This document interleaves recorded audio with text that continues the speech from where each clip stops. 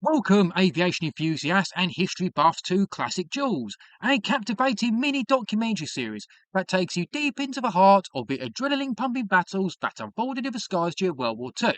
In this episode, we're in the skies above Europe in 1944-45, and we're going to talk about the intense duels between the Hawker Tempest and the Focke-Wulf Fw-190, mainly the D9 variant. The aerial duels between the Hawker Tempest and the Focke-Wulf Fw-190 was some of the most intense and strategically significant engagement in the later stages of World War II, and it would go on to be one of the most dynamic and technically matched dogfighting rivalries of the late Second World War. These encounters primarily occurred over Western Europe as the Allies advanced following D-Day, and they involved a combination of strategic interception missions, low-level sweeps, and last-ditch German defence operations, especially during and after the Battle of the Bulge. The Hawker Tempest Mark V entered service in early 1944 and was a development of the earlier Hawker Typhoon aircraft, with improvements in speed, manoeuvrability and high-altitude performance.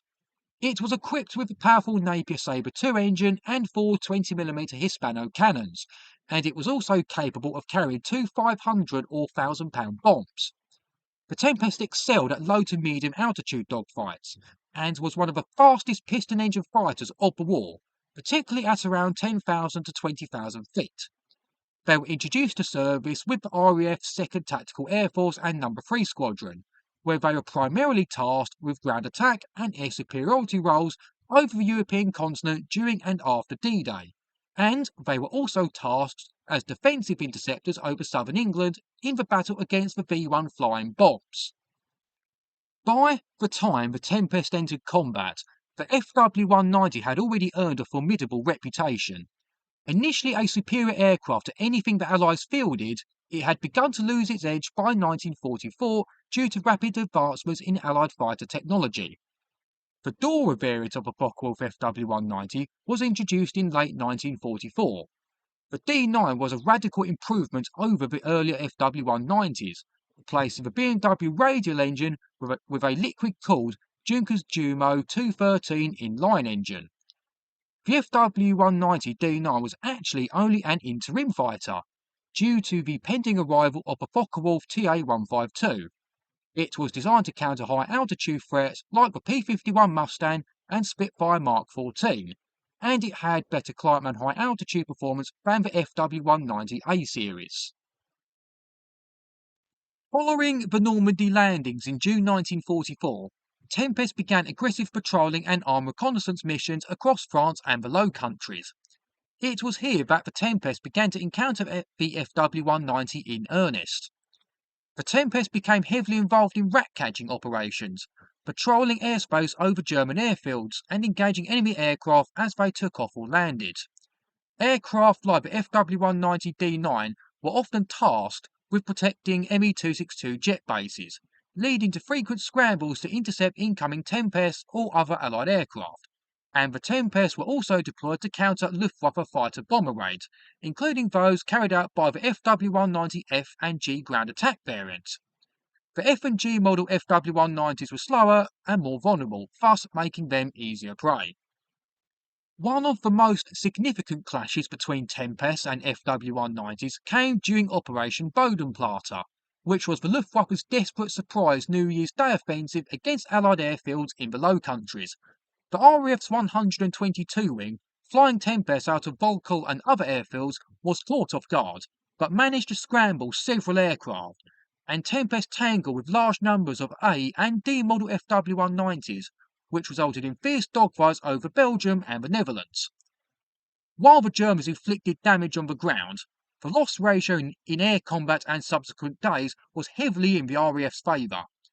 The Luftwaffe suffered heavy pilot losses, while the Tempest of 122 wing scored numerous kills, often shooting down retreating Fw-190s that were low on fuel and pilot skill, and that was the case both during the operation and in the follow-up sweeps. As the war drew to a close, the Luftwaffe was largely depleted, but pockets of resistance remained.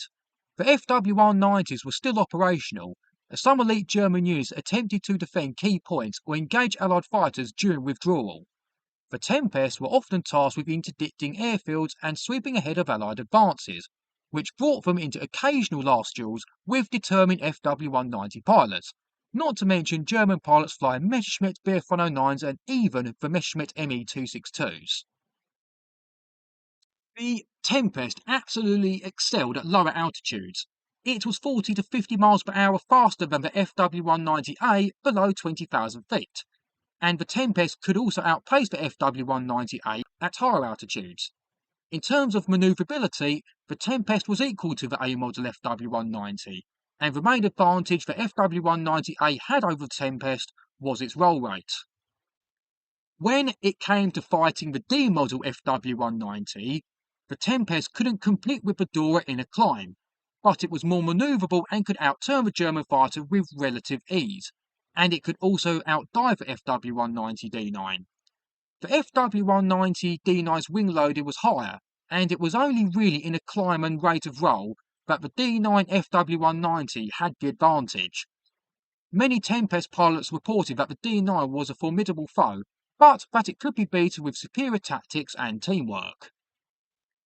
With either model of the FW-190, though they were outmatched in most aspects, they could still turn the tables with surprise attacks, coordinated group tactics, and its fearsome armament of multiple 20mm cannons and two 13mm machine guns. But, as we all know, beyond speed, manoeuvrability, and armament, it's always the experience and skill of the pilot that turns these good fighters into an excellent one. The dogfights between the Tempest and the FW-190 represent some of the final great piston-engine fighter duels in history, and they highlight the evolution of tactics, technology, and the ferocity of aerial warfare in World War II's final year. The Focke-Wulf FW-190D9 was a strong, respected opponent, but was often outnumbered and logistically constrained, and the dogfights between the Tempest Mark V and the FW-190D9 are remembered as some of the last great piston-engine duels before the jet age took over. The Tempest Mark V proved to be one of the most effective RAF fighters late in the war. Although the Tempest came later to the war, it cemented its legacy as one of the most formidable Allied fighters, partially thanks to its successful engagements with the FW-190 and its variants.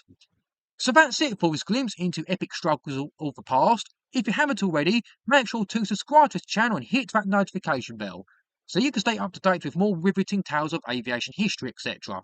Check out 2 videos at the end, all my CD reviews, or even the playlist I've created. Cheers.